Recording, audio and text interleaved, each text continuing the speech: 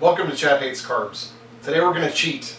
We're going to use a boxed mix. This is a brownie mix that I got for Christmas. And it's CarbRite, sugar-free, extra rich and fudgy brownies with chocolate chips. And it's just literally just a bag of mix. Super simple, very few ingredients. You start with 3 eggs that you beat. You add in the dry ingredients, and then you dump in some softened butter. So we're going to do that right quick. So first thing we're going to do is beat the eggs. It's just 3 large eggs.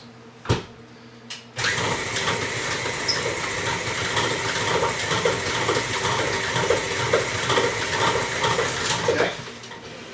Go ahead and pull that out a little bit.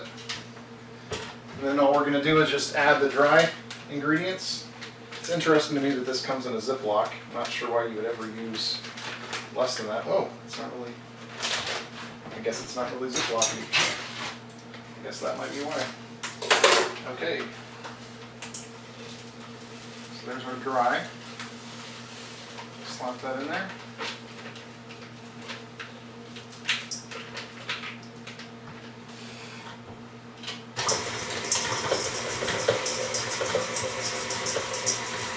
And then it says we need to have softened butter and 1 teaspoon of water. So that's kind of strange that there's very little water. I guess we can do that.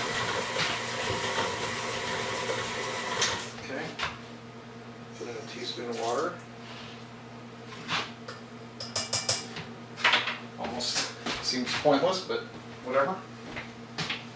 And then this is an entire stick of butter, which is, you know, it's a good amount of butter. I'm a fan of lots of butter, so slap that in there. Obviously, this has been softened in the microwave, 30 seconds or so. We'll slap that back in there. Go to town. Then it says we need to put it in an 8x8 glass dish, so we're doing that. But then it says, set into a larger baking dish, pour enough hot water into the larger dish to come 1 inch up the side, which basically means fill this thing up, which is, I've literally never heard of this for brownies. I've seen it in some other, like egg, like custardy recipes, but interesting. So we're just going to go ahead, this is just out of the faucet. That's about 1 inch. It's kind of floaty right now. Hopefully, well, obviously it'll set down in when I get this batter in there. That's looking pretty good.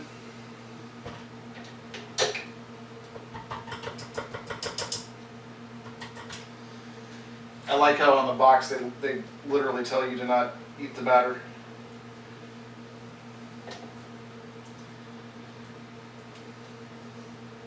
Which of course, you know, makes me want to eat the batter more. Kind of a rule breaker that way, if it wasn't for salmonella. Anyway, alrighty, there we go. So now I'm just going to stick this in here.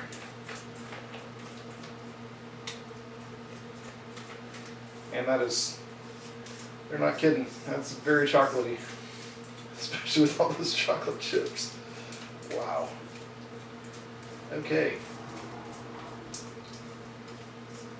I'm really not sure what the water bath is for. If it's a consistency issue with the sugar-free nature, I don't know. Anyway, we're going to stick this into a 400-degree oven. And it says bake it for 40 to 50 minutes. So obviously we'll check on it in 40 minutes and see how it's doing.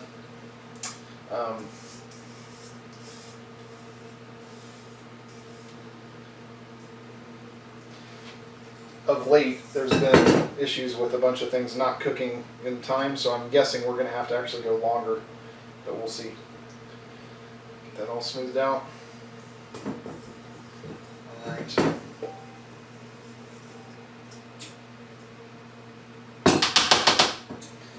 Alright, so, I can't lick my fingers.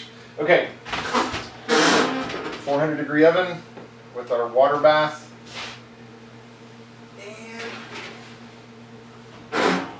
see you in a few minutes.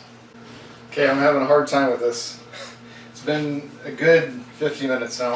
I checked it a couple of times, and it's still acting like it's a little like the top keeps coming up, so it's not baking in like I would expect. So it says cook it a little bit less time if you want it to be more fudge-like, and more time if you want it to be cake-like. So I guess I'm going to do it 50 minutes. I'm going to let it sit, and we'll hope that it comes out alright. Like I said, like when I go to pull it, the top is coming out, so like it's, I don't know, it doesn't seem consistent. It's coming out dry, but I don't know. Kind of weird, but I guess we'll see in a little while. It says to let it cool, chill in the refrigerator for 1 hour, so I'm obviously not going to put it directly from here into the fridge. So it'll be a little bit, maybe this afternoon we'll come back and check it. So see you then. Okay, after an hour of cooking and another half an hour to an hour of cooling down, and then more time in the fridge, I let it sit for quite a while. You can see, I'm going to show you, there's some, let's see here, let's see if I can focus this here. You can see there's like this lighter layer right here, and then a darker layer. Sorry for the lack of focus there, but yeah, it's pretty intense as far as the density. Trying to get it out of here was kind of a chore. They're not very thick at all, so let's see what they taste like.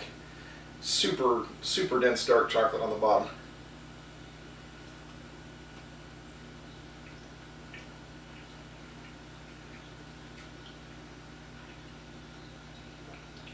Wow, that is a dense chocolate bomb.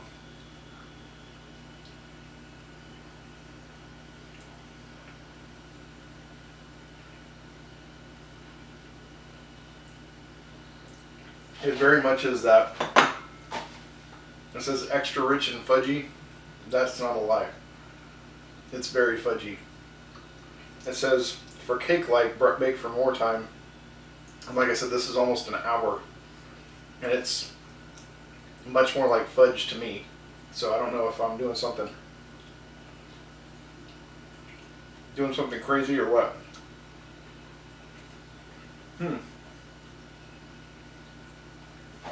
It's not bad. It's very dark chocolate flavored though, and I'm not a huge dark chocolate guy, but I would definitely say if you're a chocolate junkie, this could very well scratch that itch for you.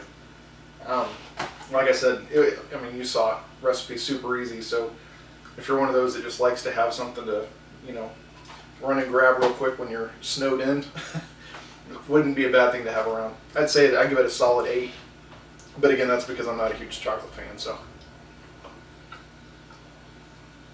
Pretty good. Anyway, if I can get it's gummy. So, thanks for watching. Please like and subscribe, and I'll see you all later. Have a good one.